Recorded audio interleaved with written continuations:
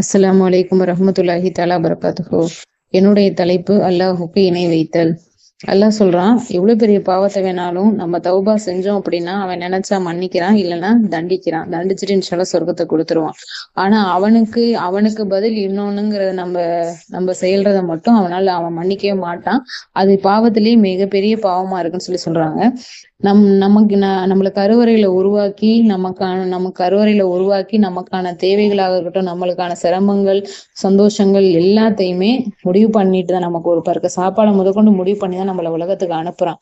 அப்படிங்கும்போது நமக்கு நடக்கக்கூடிய எல்லாத்துக்குமே நம்ம அவங்கிட்ட தான் கையேந்தக்கூடியவங்களும் சஜ்ஜா செய்யக்கூடியவங்களும் இருக்கணும்.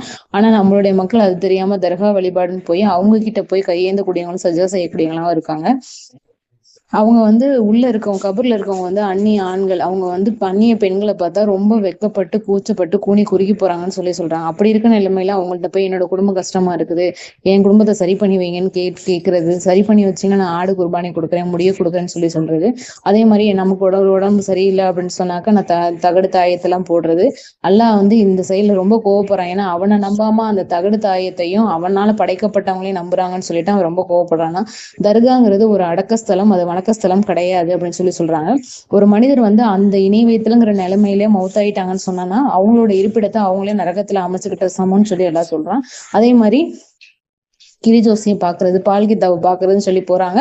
அப்படி யாரெல்லாம் அந்த விஷயங்களை நம்பி தன்னோட வருங்காலத்தை தெரிஞ்சுக்கணும்னு சொல்லி போறாங்களோ அவங்களுடைய 40 நாள் தொழுகையை அல்லாஹ் எடுத்துருவானா.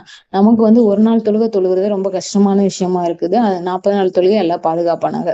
அப்புறம் என்ன பண்றது, இந்த பூனை குறுக்க போயிடுச்சு, இது சகனம் சரியில்லை, இந்த நாள் சரியில்லை, அந்த நேரம் சரியில்லை, அது எதுவுமே நம்ம கையில இல்லை. அல்லாஹ் படைச்ச எல்லாமே நன்மைதான், நன்மையான நாளாதான் நம்ம நினைக்கணும். கடைசி வரைக்கும் நம்ம அவனை மட்டுமே சஜ்ஜா செஞ்சு அவன்கிட்ட மட்டுமே கையேந்தி நம்ம துவா செய்யக்கூடியவங்களா இருப்போம். அவனுக்கு இணை வைத்தல்ங்கிற ஒரு செயல்ல இருந்து அல்லாஹ் நம்மள ரொம்ப ரொம்ப பாதுகாப்பானாக. அஸ்ஸலாமு அலைக்கும் வரஹ்மத்துல்லாஹி தஆலா பரகாத்துஹு.